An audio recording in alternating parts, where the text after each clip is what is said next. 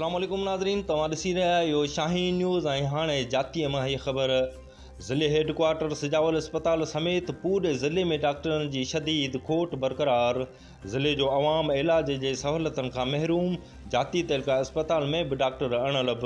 मरीज़ नेठ एहतियाज करण ते मजबूर। अस्पताल में इलाज लाइ दरबदर थींदड़ ऐं तड़पंदड़ मरीज़नि शाहीन न्यूज़ सां ॻाल्हाईंदे चयो त असां ॿाहिराड़ियुनि खां किराया ओधरूं वठी हिते पहुचूं था। हिते दवाऊं त नाहिनि, पर को डॉक्टर चेकअप करण लाइ बि मौजूदु नाहे।